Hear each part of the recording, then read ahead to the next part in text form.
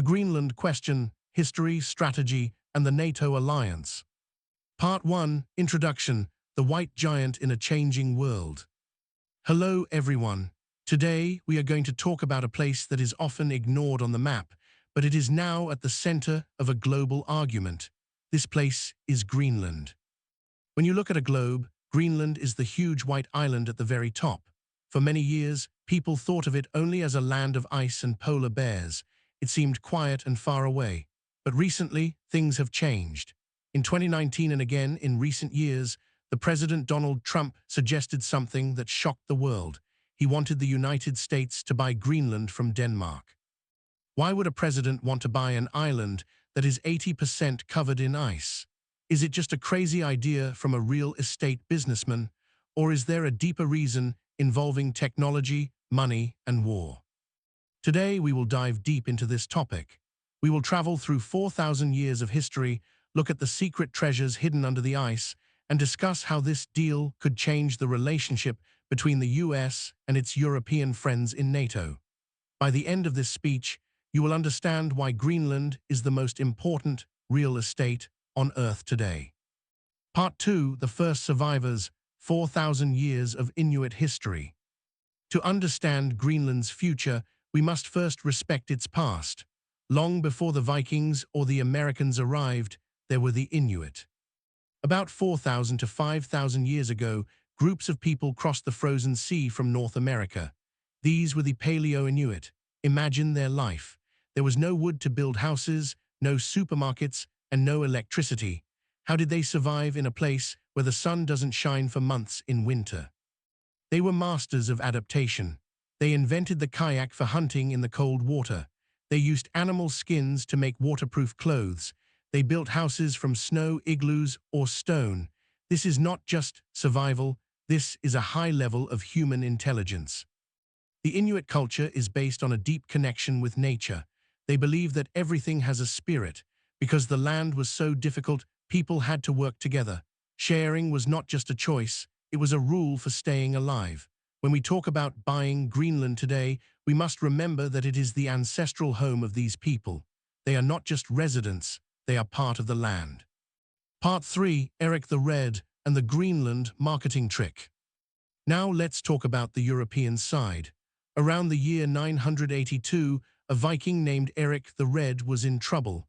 He had been kicked out of Iceland because he was too violent. He sailed west and found this giant island. He stayed there for 3 years. When he went back to Iceland, he wanted to convince other people to follow him. He knew that if he called it Iceland number 2, nobody would come.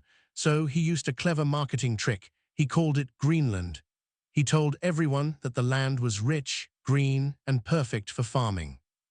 It worked. Many Vikings followed him and built farms in the southern fjords. For about 500 years, they raised cows and sheep. They even built a cathedral. But around the 15th century, the weather became much colder. This is known as the Little Ice Age. The Vikings could not farm anymore and they disappeared. Some say they went back to Europe, others say they died out. But the Inuit remained, proving that their way of life was more sustainable for the Arctic. Part 4, The Danish Colony and the Road to Freedom. In 1721, a Danish-Norwegian priest named Hans Egede arrived in Greenland. He wanted to find the Vikings, but he only found the Inuit. From that moment, Denmark began to control the island as a colony. For a long time, Denmark kept Greenland closed to the rest of the world. They wanted to protect their trade in seal skins and whale oil. But after World War II, the world began to change. People everywhere wanted to end colonialism. In 1953, Denmark changed its constitution. Greenland was no longer a colony, it became a part of Denmark, like a province. But the people of Greenland wanted more. They wanted to speak their own language and manage their own schools and hospitals. In 1979, they achieved home rule. Later, in 2009, they got self-rule. Today, Greenland has its own prime minister and parliament in the capital city, Nuuk. They are still part of the Kingdom of Denmark, but they are like a teenager who is almost ready to move out and live alone. Denmark still gives them about $600 million every year to help their economy, but Greenland is looking for ways to make its own money so it can become fully independent. Part 5, the strategic fortress, why the US military is there. Now, why is the United States so interested? It started during World War II. When Germany occupied Denmark, the US stepped in to protect Greenland. They realized that if Germany controlled Greenland, they could attack New York easily. During the Cold War, this became even more important. The US built the Thule Air Base, now Pitofik Space Base. Why? Because the shortest way for a Russian missile to fly to Washington, D.C. is over the North Pole. Thule has giant radars that can see these missiles the moment they are launched. Greenland is like a stationary aircraft carrier in the middle of the North Atlantic. It controls the GIUK gap, the water between Greenland, Iceland, and the United Kingdom. If a Russian submarine wants to enter the Atlantic, it must pass through this area. For the US military, Greenland is the most important defensive wall in the world. Part 6, the gold under the ice, rare earth minerals. But wait, there is more than just military strategy. There is a gold mine under the ice. As the climate gets warmer, the ice in Greenland is melting. This is a tragedy for the planet, but for mining companies, it is a big opportunity. Scientists have found that Greenland has some of the world's largest deposits of rare earth minerals.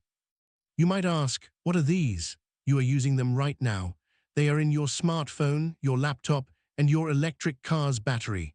They are also essential for high-tech weapons like F-35 fighter jets and guided missiles.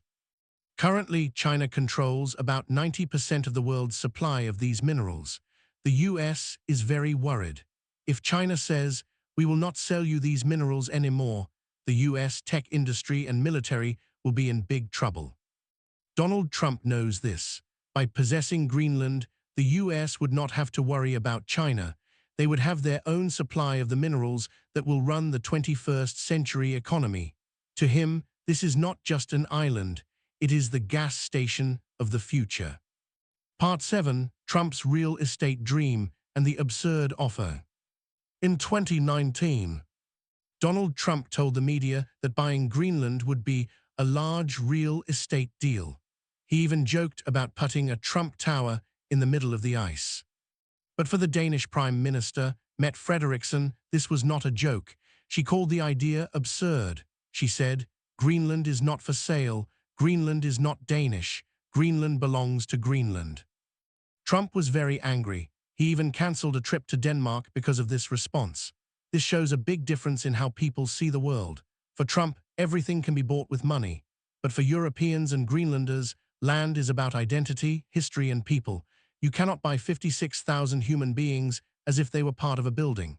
This clash of values created a huge crack in the relationship between these two old friends. Part 8, the damage to NATO, trust versus power. This brings us to the most serious part, NATO.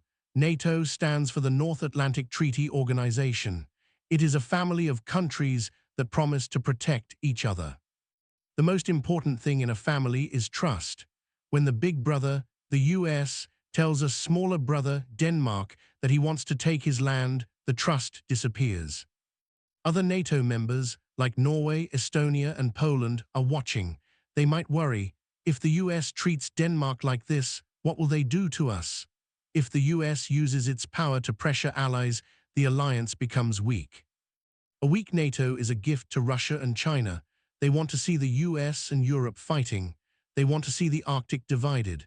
When the US acts like a buyer instead of a partner, it makes it harder for NATO to have a united plan for the Arctic.